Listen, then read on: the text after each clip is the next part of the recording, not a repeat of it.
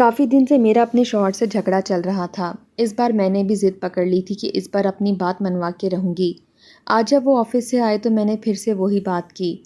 میری بات سن کر اکبر مجھے حیرت سے دیکھ رہے تھے۔ ابھی بات مکمل بھی نہیں کی تھی جب انہوں نے غصے سے مجھے کہا کہ چپ ہو جاؤ شبنم، میں ایسا ہرگز بھی نہیں کروں گا۔ میں نے کہا کہ مجھے اولاد چاہیے ہر حال میں، آپ کو سمجھ کیوں نہیں آتا؟ وہ کہنے لگے اللہ نے نصیب میں لکھی ہوئی تو تم سے مل جائے گی، لیکن میں تمہاری بات پر عمل نہیں کر سکتا۔ میں جانتا ہوں کہ تم یہ سب برداشت نہیں کر سکتی۔ میں نے کہا میں برداشت کر لوں گی، مجھ میں اتنا صبر ہے، جبھی آپ سے کہہ رہی ہوں کہ آپ دوسری شادی کر لیں۔ میری بات سن کر انہوں نے ایک گہری نظر سے مجھے دیکھا تھا۔ کہنے لگے میں نے تم سے بہت محبت کی ہے اور یہ تم بھی اچھی طریقے سے جانتی ہو۔ تمہارے علاوہ کسی کو آنکھ اٹھا کر بھی نہیں دیکھا اور شاید دیکھ بھی نہیں سکتا۔ ہم یتیم خانے سے بچہ لے لیں گے۔ یہ کہہ کر انہوں نے بات ختم کرنا چاہی تھی۔ میں نے کہا اکبر مجھے آپ کی اولاد چاہیے، لیکن وہ مجھے صاف انکار کر کے جا چکے تھے۔ میں روئے جا رہی تھی۔ انہیں کیا لگتا تھا؟ کیا یہ فیصلہ میرے لیے آسان تھا؟ میری شادی کو 7 سال بیت چکے تھے۔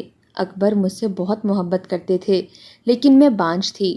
انہیں جتنا بچوں کا شوق تھا میں انہیں یہ نعمت نہیں دے سکتی تھی۔ میں نے کس دل سے یہ فیصلہ کیا تھا یہ میں جانتی تھی۔ کون سی عورت ایسی ہوگی جو اپنے شوہر کو خود دوسری شادی کے لیے کہے؟ اکبر نے مجھے ٹوٹ کر چاہا تھا۔ میں اور اکبر کزنز تھے۔ وہ مجھے شروع سے ہی پسند کرتے تھے، اس لیے جب میرا رشتہ اکبر سے کیا گیا ہماری منگنی ہوئی۔ انہوں نے تبھی مجھ سے کہہ دیا تھا کہ شبنم تم میری پہلی اور آخری محبت ہو۔ شادی سے پہلے میری ان سے منگنی ہوئی اور منگنی ہوتے ہی ان سے پردہ کرنے لگی تھی۔ وہ گھر آتے تو میں چھپ جاتی تھی۔ وہ میری چھوٹی بہن کے ہاتھ مجھے گلاب کا پھول بھیجا کرتے تھے اور میں اس گلاب کے پھول کو اپنی ڈائری میں چھپا کر رکھ لیتی تھی۔ شادی کی رات میں بہت نروس تھی۔ اپنے عروسی لباس میں جب اپنے حجلہ عروسی میں بیٹھی ہوئی تھی تو مجھ پر فطری شرم اور گھبراہٹ سوار تھی۔ جب اکبر کمرے میں آئے تو مجھے یوں نروس دیکھ کر مسکرانے لگے، بڑی برفتگی سے مجھے دیکھ رہے تھے۔ میں تو یوں تھی کہ شرم سے نظریں تک اٹھا نہیں پا رہی تھی۔ وہ مجھ سے کہنے لگے شبنم ادھر میری طرف دیکھو۔ ان کی بات اور مخمور لہجہ سن کر میرے اندر سے میری جان نکلی تھی۔ میں اپنی پلکیں تک اٹھا نہیں پا رہی تھی۔ کہنے لگے یوں شرماؤ گی تو کیسے چلے گا یار، مجھے تو آج تمہاری آنکھوں میں اپنا عکس دیکھنا ہے۔ قسم سے یقین نہیں آتا کہ یوں بھی کبھی محبت اتنی آسانی سے مل جاتی ہے۔ میں نے تمہیں چاہا اور پا لیا، بڑا خوش نصیب ہوں میں۔ بات انہوں نے ہی شروع کی تھی، پھر میرا چہرہ اپنے ہاتھوں میں لیا اور پوچھنے لگے محبت کرتی ہو مجھ سے؟ ایک تو پہلے ہی مجھے شرم آ رہی تھی، اس پر ان کا یہ سوال مجھے اور بھی بلش کر گیا تھا۔ میں بہت شرمیلی سی لڑکی تھی، یوں کیسے اظہار کر سکتی تھی کہ اکبر میں نے بھی تمہارے ہی خواب آنکھوں میں سجائے ہیں۔ میں نے جب کوئی جواب نہیں دیا تو انہوں نے میرا چہرہ چھوڑ دیا۔ کہنے لگے اوہ شاید مجھ سے بہت بڑی غلطی ہو گئی، میں تو سمجھا تھا کہ تم مجھ سے محبت کرتی ہو، لیکن شاید۔ ان کی آدھی بات سن کر میں پریشان ہوئی تھی۔ کہنے لگے میں تو سمجھا تھا کہ تم بھی مجھ سے محبت کرتی ہوگی، لیکن تم شاید نہیں کرتی۔ میں نے جھجکتے ہوئے کہا آپ سے کس نے کہا کہ میں آپ سے محبت نہیں کرتی؟ میں تو بہت محبت کرتی ہوں۔ میری بات سن کر وہ کہنے لگے بس یہی تو سننا تھا۔ میں یہ سن کر خفت میں مبتلا ہوئی تھی، جیسے کوئی غلطی کر لی ہو۔ انہوں نے میرا ہاتھ پکڑا، مجھے رونمائی کی انگوٹھی پہنائی۔ میرا دل زور زور سے دھڑک رہا تھا۔ وہ کہنے لگے مجھے محبت کا جواب ہمیشہ محبت سے چاہیے۔ شبنم دو گی نا؟ بڑی محبت سے انہوں نے مجھ سے پوچھ مانگا تھا۔ میں نے اس بات میں سر ہلا دیا۔ اکبر بہت اچھے مزاج کے تھے، کوئی نخرہ نہیں تھا ان میں، بالکل سادہ مزاج کے۔ میں بہت باتونی قسم کی تھی، بس شادی کے چند دن ہی شرما شرمی میں کٹے تھے، پھر تو میں کہتی رہتی اور وہ چپ چاپ سنتے رہتے۔ شادی کو 1 سال گزرا، 2 سال بھی بیت گئے۔ ان 2 سالوں میں اکبر مجھ سے یہی کہتے تھے کہ میں بچوں کے معاملے میں منصوبہ بندی کبھی نہیں کروں گا، مجھے بچے بہت اچھے لگتے ہیں۔ 2 سال تک جب مجھے بچہ نہیں ہوا تو میں لیڈی ڈاکٹر کے پاس چلی گئی۔ میں نے اپنے سارے چیک اپ کروائے، مسئلہ مجھ میں تھا۔ اکبر کی ساری رپورٹیں ٹھیک تھیں، بس میں ہی بچہ پیدا کرنے کے قابل نہ تھی۔ اکبر کو جب یہ بات پتہ چلی تو وہ بالکل چپ سا ہو گیا تھا۔ میری ساس بار بار مجھ سے یہی کہتی کہ ڈاکٹر نے کیا کہا ہے، کب بچہ ہوگا، کیا کوئی خاص مسئلہ تو نہیں؟ اکبر کہنے لگا نہیں، کوئی مسئلہ نہیں، شبنم میں کوئی بھی مسئلہ نہیں ہے۔ پھر اپنی والدہ کے پاس بیٹھ گئے، آنکھوں میں آنسو جھلملا رہے تھے۔ کہنے لگا، اماں مسئلہ مجھ میں ہے۔ یہ کہہ کر اس کی آنکھوں سے آنسو بہنے لگے۔ میں چپ چاپ کھڑی اسے دیکھ رہی تھی۔ اس نے میری لاج رکھ لی تھی۔ کہنے لگا، میں ہی باپ نہیں بن سکتا۔ میری ساس یہ سن کر کہنے لگی، ڈاکٹر جھوٹ بولتا ہے، دیکھ لینا اللہ تمہیں نرینہ اولاد سے نوازے گا۔ کمرے میں جا کر جب میں نے کہا کہ آپ نے جھوٹ کیوں بولا تو کہنے لگے، میں نہیں چاہتا کہ اماں تمہیں تانے دیں۔ میں بھی رونے لگ گئی۔ کہنے لگا، کوئی بات نہیں، ہم ویسے بھی بہت اچھی زندگی گزاریں گے۔ اس کے بعد منظور نے مجھ سے کبھی یہ نہیں کہا کہ اسے بچہ چاہیے یا اسے بچے اچھے لگتے ہیں، لیکن میں جان سکتی تھی جب بھی اس کی بہنیں گھر آتیں اور ان کے بچے ان کے ساتھ آتے تو اکبر کا بچوں کے ساتھ پیار مجھے اندر سے زیر کر دیتا تھا۔ جب بھی بچوں کو دیکھتا تو مجھے بھی بھول جاتا۔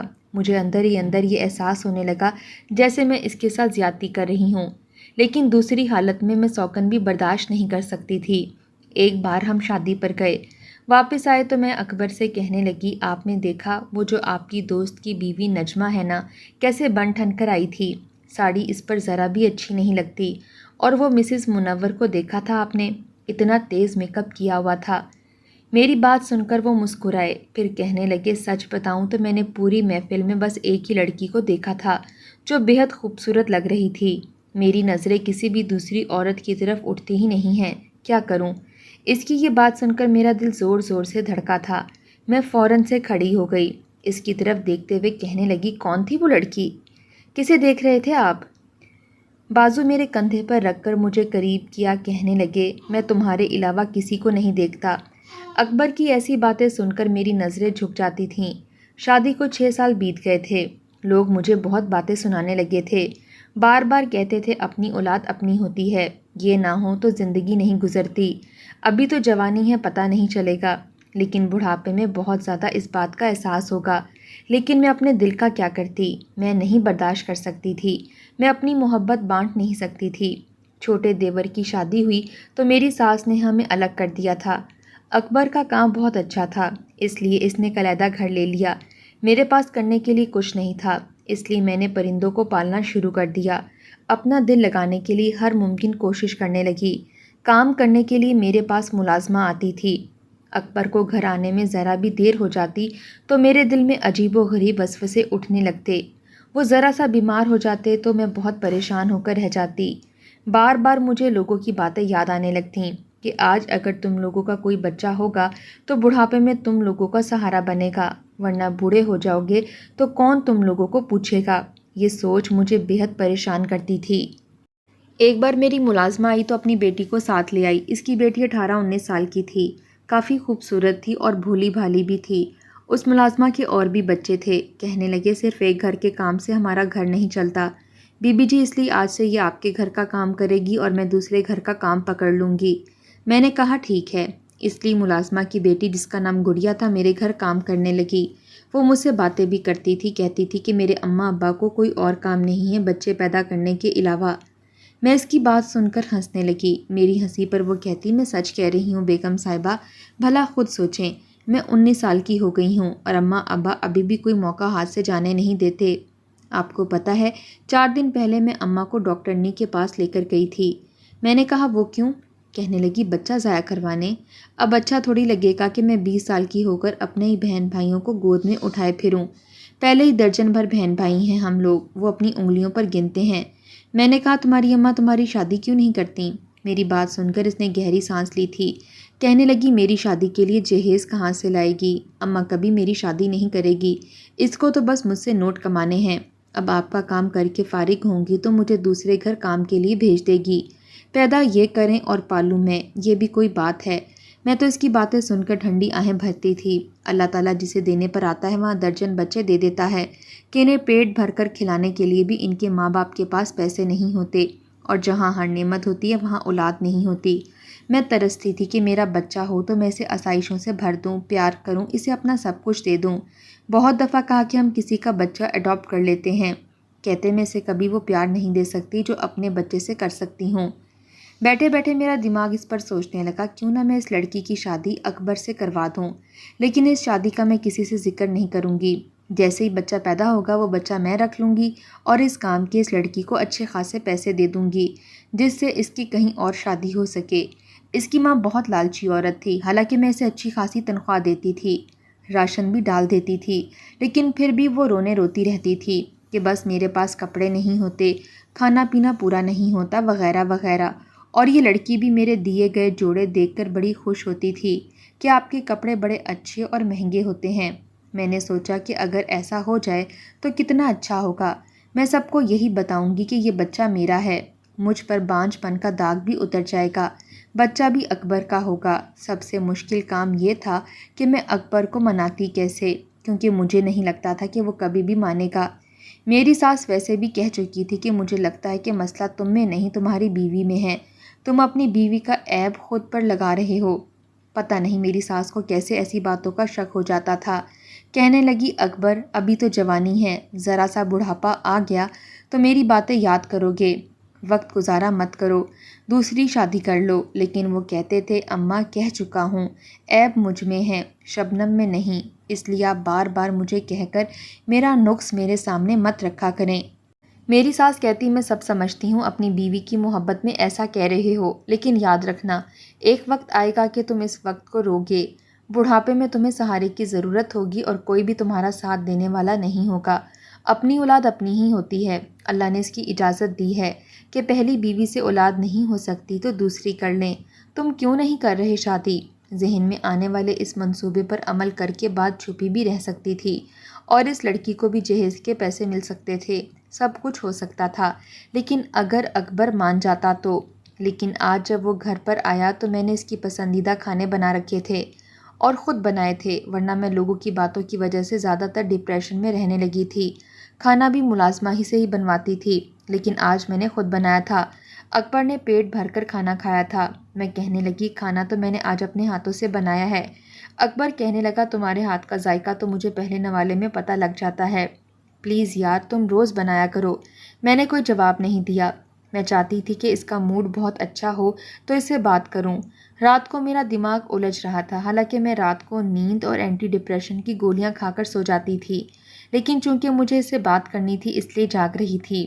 رات کو جب وہ میرے قریب آنے لگے تو میں نے ان سے کہا کہ اکبر مجھے آپ سے بات کرنی ہے۔ کہنے لگا ہاں کہو، کیا کہنا ہے؟ میں نے کہا پہلے وعدہ کریں، میری بات مانیں گے؟ اس نے بنا میری بات سنے اپنا ہاتھ آگے بڑھا دیا۔ کہنے لگا وعدہ ہے، آج تک تمہاری کسی بات سے انکار کیا ہے میں نے کیا؟ کہ آپ دوسری شادی کر لیں کیونکہ مجھے اولاد چاہیے۔ یہ سن کر اس نے فوراً سے اپنا ہاتھ کھینچ لیا تھا۔ مجھے کہنے لگا دماغ خراب ہو گیا ہے تمہارا، پاگل ہو گئی ہو کیا؟ اکبر نے سختی سے مجھ سے بات کی تھی۔ میں اٹھ کر بیٹھ گئی، وہ بھی اٹھ کر بیٹھ گئے۔ میں نے کہا میں سچ کہہ رہی ہوں، میں چاہتی ہوں کہ آپ دوسری شادی کر لیں۔ میں نے کہا میرا صبر جواب دے گیا ہے، مجھے بچہ چاہیے۔ اکبر لوگ ٹھیک کہتے ہیں، آج ہم جوان ہیں لیکن کل کو بوڑھے بھی ہوں گے، کون پوچھے گا ہمیں؟ کہنے لگا میں تم سے کہہ تو رہا ہوں کہ کسی یتیم خانے سے بچہ لے آتے ہیں، ثواب بھی ملے گا۔ میں نے کہا مجھے آپ کا بچہ چاہیے، کیونکہ کسی کی اولاد پر مجھے پیار نہیں آئے گا جیسے مجھے آپ کے بچے پر آئے گا۔ وہ کہنے لگا میں کسی سے بھی شادی نہیں کروں گا، مجھے اولاد نہیں چاہیے۔ میں نے کہا جھوٹ بولتے ہیں آپ مجھ سے، جانتی ہوں آپ کو بچوں سے بہت محبت ہے، آپ کی بہنوں کے بچے آتے ہیں تو آپ دیوانہ وار ان سے پیار کرتے ہیں، تو اپنے بچے سے کیوں نہیں کریں گے؟ تو کہنے لگے میں جانتا ہوں کہ تم دوسری عورت کو برداشت نہیں کر سکتی، تم کیا میں تمہارے علاوہ کسی عورت کو دیکھنا تک پسند نہیں کرتا، تو شادی تو بہت دور کی بات ہے، میں کر ہی نہیں سکتا، سمجھی نا؟ جب میں نے ضد شروع کی تو مجھے چھوڑ کر کمرے سے باہر نکل گئے۔ کہنے لگا آئندہ مجھ سے اس بات پر بحث نہ کرنا، لیکن میں سوچ چکی تھی کہ کچھ بھی ہو جائے میں اسے راضی کروں گی، اور میں کامیاب بھی ہو گئی۔ وہ رات میں نے بے چینی میں کاٹی تھی۔ صبح کمرے سے باہر نکلتے ہی اکبر آفس چلے گئے تھے، کسی بات کا کوئی جواب نہیں دیا تھا، بس قہر بھری نظروں سے ہی مجھے دیکھتے رہے۔ میں بے چینی سے گڑیا کے کمرے میں گئی تھی۔ جیسے ہی میں نے دروازہ کھولا، سامنے کا منظر دیکھ کر میرا دل دھڑکنا بھول گیا تھا، کیونکہ بیڈ پر چادر جوں کی توں بچھی ہوئی تھی، یہاں تک کہ گلاب کی پتیاں بھی ویسے کی ویسی تھیں۔ گڑیا قالین سے اپنا لحاف اور تکیہ اٹھا رہی تھی، اس کی آنکھیں متوڑ تھیں، مجھے دیکھ کر نظریں چرانے لگی۔ میں نے کہا کیا ہے یہ سب؟ وہ روٹھے لہجے میں کہنے لگی آپ صاحب سے پوچھیں نا، مجھ سے کیوں پوچھ رہی ہیں؟ میں نے کہا کہ تم مجھے بتاؤ کیا تمہارے صاحب نے رات کو؟ وہ چلتی ہوئی سامنے صوفے کے پاس رکھے چھوٹے سے ٹیبل کے پاس آئی جو شیشے کا تھا، وہاں سے سگریٹ کے ایش ٹرے کو اٹھایا اور میرے سامنے کر دیا۔ اس پر بے شمار بجھے ہوئے سگریٹ تھے۔ کہنے لگی یہ کیا صاحب نے پوری رات صوفے پر بیٹھ کر۔ مجھے جتنی اولاد ہو جانے کی جلدی تھی اتنا ہی اکبر مجھے آزما رہا تھا۔ میں چاہتی تھی بس ایک رات میں سب کچھ ہو جائے۔ میں نے آج کی رات بڑی مشکل سے کاٹی تھی، سینے پر سانپ لوٹتے ہوئے محسوس ہوتے تھے۔ میرے لیے بھی کچھ آسان نہ تھا۔ میں چاہتی تھی ایسی راتیں میری زندگی میں بہت کم آئیں، مجھے تنہائی اور تکلیف کا احساس کم ہو، لیکن آج کی رات بھی اس نے ضائع کر دی۔ گڑیا کو دیکھا تک نہ تھا، اسے بیڈ پر بیٹھنے تک نہیں دیا۔ وہ مجھ سے یہی کہہ رہے تھے کہ بیڈ پر بیٹھنے کی تمہاری اوقات نہیں ہے، اس پر صرف شبنم کا حق ہے۔ کمرے میں آتے ہی انہوں نے کہا کہ جا کر اپنے کپڑے تبدیل کرو اور منہ دھو کر آنا۔ کہنے لگی میں نے کپڑے بدلے اور جب ان کے سامنے آئی تو کہنے لگے بیڈ پر نہیں بیٹھنا، تکیہ لحاف اٹھاؤ اور زمین پر لیٹ کر سو جاؤ۔ میں نے بڑی مشکل سے اس کی ساری باتیں سنی تھیں، لیکن کوئی اور راستہ نہ تھا۔ صاحب جی سگریٹ پیتے رہے۔ میں نے کہا تمہاری آنکھیں سوجی ہوئی کیوں ہیں؟ کیا روتی رہی ہو تم؟ کہنے لگی صاحب جی نے مجھے بہت زوروں سے ڈانٹا تھا۔ میں نے کہا اچھا تم فکر مت کرو۔ رات کو جب اکبر واپس آئے تب بھی غصے میں تھے۔ مجھے غصے سے دیکھا اور سیدھا گڑیا کے کمرے میں چلے گئے، تو ان کو دیکھ کر ہی گڑیا گھبرا جاتی تھی۔ میں نے کہا جاؤ کمرے میں، تو وہ نفی میں سر ہلانے لگی۔ کہنے لگی مجھے نہیں جانا، پتہ نہیں کیا کریں گے میرے ساتھ۔ نہ بی بی جی نہ، مجھ سے یہ سب نہیں ہوگا۔ اس سے بہتر تو یہ تھا کہ میں راشد کی منت کر لیتی کہ بنا جہیز کے مان جائے اور اپنی اماں کو اس شادی کے لیے راضی کر لے۔ میں مزید پریشان ہو گئی تھی۔ اگر گڑیا نے منع کر دیا تو میری تو آخری امید بھی ٹوٹ جائے گی۔ میں نے کہا تم پریشان نہ ہو، میں جا کر تمہارے صاحب سے بات کرتی ہوں۔ تم اپنا ارادہ نہیں بدل سکتی۔ میں ایڈوانس تمہیں پیسے دے چکی ہوں، تمہاری اماں بھی مجھ سے پیسے لے جا چکی ہے۔ میں نے بات کو سنبھالنے کی کوشش کی تھی۔ میں کمرے میں چلی گئی۔ اکبر بڑے غصے سے وہاں بیٹھے ہوئے سگریٹ پی رہے تھے۔ مجھے دیکھ کر ان کے ماتھے پر بل پڑے تھے۔ کہنے لگے کیا کر رہی ہو تم اس کمرے میں؟ نکلو یہاں سے باہر۔ میں نے دروازہ بند کیا اور جا کر اکبر کے برابر میں بیٹھ گئی۔ میں نے کہا یہ سب کیا ہے؟ کہنے لگے کیا ہے؟ تم نے اپنی منمانی کر لی نا کہ میں شادی کر لوں۔ میں نے کر لی شادی، لیکن اس سے زیادہ تم مجھے مجبور نہیں کر سکتی، سمجھی نا؟ میری مرضی میں اسے اپناؤں یا نہ اپناؤں، بس وہ میری بیوی کی حیثیت سے اسی گھر میں رہے گی۔ یہی چاہتی تھی نا؟ میں انہیں سچ نہیں بتا سکتی تھی کہ میں نے کس وجہ سے ان کی شادی گڑیا سے کروائی ہے۔ اگر انہیں سچ پتہ چل جاتا تو وہ مجھے ہی برا بھلا کہتے کہ اپنے مطلب کے لیے تم ایک لڑکی کی زندگی برباد کر رہی ہو۔ چاہتی تھی سب کچھ خاموشی سے ہو جائے۔ جیسے ہی بچہ ہوتا میں اکبر سے کہہ کر طلاق دلوا دیتی، سب کچھ ٹھیک ہو جاتا، لیکن یہاں تو اکبر اسے ہاتھ لگانے کو تیار نہ تھے۔ میں سمجھ نہیں پا رہی تھی کہ ایسا کیا کروں۔ آپ کی بیوی ہے، اس کا بھی کچھ حق ہے آپ پر، کیوں آپ اس کے ساتھ زیادتی کر رہے ہیں؟ وہ کہنے لگے میں تمہیں پہلے بھی کہہ چکا تھا کہ میں تمہارے علاوہ کسی کو دیکھنا بھی پسند نہیں کرتا، شادی تو بہت دور کی بات ہے، لیکن تمہیں سمجھ نہیں آ رہا تھا۔ میری آنکھوں میں فوراً سے موٹے موٹے آنسو چمکنے لگے تھے۔ میں چاہتی تھی کہ دن سے رات نہ ہو اور اکبر کا بچہ میری گود میں آ جائے۔ مجھے سمجھ نہیں آ رہا تھا کہ میں یہ سب کیسے کروں، ایسا کیا کروں کہ وہ دونوں قریب ہو جائیں۔ وہ تو میرا پیچھا ہی نہیں چھوڑتا تھا۔ گڑیا بس اس کی نام کی بیوی تھی۔ مجھے بس ایک ہی طریقہ ملا تھا جس سے کہ وہ دونوں قریب ہو سکتے تھے، اور وہ تھا کہ میں یہاں سے چلی جاتی۔ میں ایک ہفتے کے لیے یہاں سے چلی گئی اور گھر میں صرف گڑیا تھی۔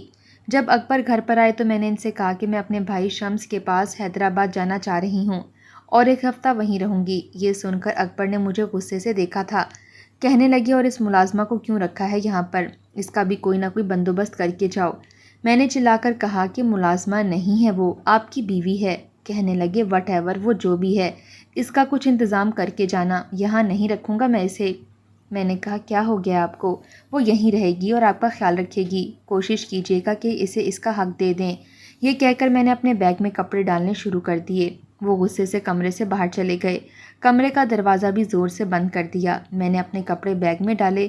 گڑیا کو بھی میں نے اپنی الماری کی چابیاں دی تھیں۔ میں نے کہا اس میں ہر خوبصورت سے خوبصورت کپڑے ہیں اور بہت سے ایسے بھی ہیں جو اکبر نے میرے لیے اپنی پسند سے خریدے ہیں، اور مجھے یقین ہے کہ وہ لباس اگر تم پہنو گی تو وہ تم سے دور نہیں رہ پائیں گے۔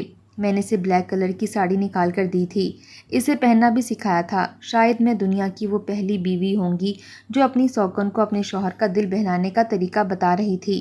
اسے یہ سمجھا رہی تھی کہ اسے کس طرح سے اکبر کا دل جیتنا ہے۔ سب کچھ اسے بتا کر اپنا پورا گھر اس کے حوالے کر کے میں اپنے بھائی کے پاس حیدرآباد آ چکی تھی، لیکن میرا سارا دھیان ان کی طرف ہی تھا۔ میں روز گڑیا سے فون پر بات کرتی تھی۔ مجھے یہاں آئے ہوئے بس 3 روز ہی ہوئے تھے جب میں گڑیا سے پوچھ رہی تھی کہ اس نے فون اپنی طرف سے بند کیا تھا، لیکن یہ بند نہیں ہوا تھا۔ رات کے 11 بجے کا وقت تھا۔ مجھے پیچھے سے اکبر کی آواز آئی تھی۔ کہنے لگا گڑیا میرے کمرے میں آؤ۔ جی صاحب آئی، یہ کہہ کر وہ چلی گئی تھی اور مجھے لگا میرے ہاتھ سے موبائل گر جائے گا۔ نہ چاہتے ہوئے بھی میری آنکھوں سے آنسو بہہ رہے تھے، حالانکہ یہ سب میں چاہتی تھی۔ اور آج اس نے میرے کہنے پر ہی بلیک کلر کی ساڑی پہنی تھی، تیار بھی ہوئی تھی۔ پتہ نہیں کیوں لیکن میں رات بھر نہیں سو پائی۔ اگلے روز جب میں نے اس کو فون کیا تو وہ شرمائی شرمائی سی تھی۔ کہنے لگی جو آپ چاہتی تھیں وہ ہو چکا ہے۔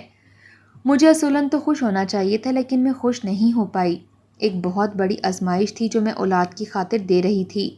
4 دن میں نے دوبارہ گڑیا سے فون پر بات نہیں کی اور یہ 4 دن مجھے کسی صدیوں سے کم نہیں لگ رہے تھے۔ جب میں واپس گئی تو اکبر کے چہرے پر عجیب سی سرشاری سی تھی اور گڑیا تو جیسے پہلے سے بھی زیادہ نکھر گئی تھی، کہیں سے بھی ملازمہ نہیں لگ رہی تھی۔ اس نے نئے کپڑے پہن رکھے تھے۔ مجھے دیکھ کر کہنے لگی آپ کے لیے پانی لے کر آؤں؟ میں نے کہا کہ ہاں۔ میں کمرے میں گئی، اکبر نے مجھ سے بات نہیں کی تھی۔ جب گڑیا مجھے پانی دینے لگی تو کہنے لگے تم کیوں دے رہی ہو، کسی اور ملازم سے کہہ دیتی، تم اس کی نوکرانی نہیں ہو بلکہ اس گھر کی مالکن ہو۔ اکبر کی بات نے مجھے حیران کیا تھا، لیکن گڑیا بہت گھبرائی ہوئی سی تھی، اپنے کمرے میں چلی گئی۔ مجھے بس اس بات کا انتظار تھا جس کی خاطر میں نے اتنی بڑی قربانی دی تھی۔ اکبر جب اپنے آفس چلے گئے میں نے گڑیا سے کہا کہ تم نے میرے کپڑے کیوں نہیں پہنے؟ کہنے لگی صاحب جی نے منع کیا تھا، کہہ رہے تھے کہ شبنم کی اترن نہیں پہنو گی بلکہ تمہیں میں اپنی پسند سے الگ سے کپڑے لا کر دوں گا۔ پھر کہنے لگی بیگم صاحبہ آپ کو پتہ ہے صاحب جی نے مجھے شاپنگ پر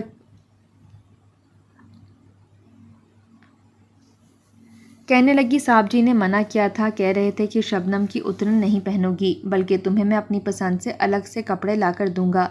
پھر کہنے لگی بیگم صاحبہ آپ کو پتہ ہے صاحب مجھے شاپنگ پر لے کر گئے، مجھے بہت سارے کپڑے دلائے، جوتے دلائے، پرس دلوائے، بہت ساری شاپنگ کروائی۔ میں نے کہا ٹھیک ہے یہ تو اچھا ہو گیا، حالانکہ میں یہ جو کہہ رہی تھی لیکن میرے اندر ہلچل سی مچ گئی تھی۔ 1 مہینہ میں نے بڑی مشکل سے کاٹا تھا۔ جب سے آئی تھی اکبر نے مجھ سے بات نہیں کی تھی۔ ڈائننگ پر کھانا کھاتے تو گڑیا کے ساتھ بیٹھ جاتے، اسی سے کہتے اور اسی کے لیے کھانا ڈلوا کر اسی سے فرمائش کرتے۔ میرے لیے یہ بنا لینا مجھے تو دیکھتے تک نہ تھے۔ میں روتی رہتی تھی۔ گڑیا کچھ دن بعد امید سے ہو گئی، پھر تو اکبر اسی کے ہو کر رہ گئے تھے۔ سارے گھر پر اب گڑیا کی بات چلتی تھی۔ میری حیثیت ثانوی ہونے لگی۔ جب میں نے گڑیا سے کہا کہ اب وہ اپنا بچہ مجھے دے اور پیسے لے کر چلی جائے تو اس نے صاف انکار کر دیا۔ اکبر بھی کہنے لگے کہ وہ کہیں نہیں جائے گی۔ میں یہ سن کر ہکا بکا رہ گئی۔ اکبر کہنے لگے یہ شادی میں نے تمہاری مرضی سے کی تھی لیکن نبھاؤں گا اپنی مرضی سے۔ میں نے اپنا گھر خود اپنے ہاتھوں سے برباد کر لیا۔ کیا میں غلط تھی؟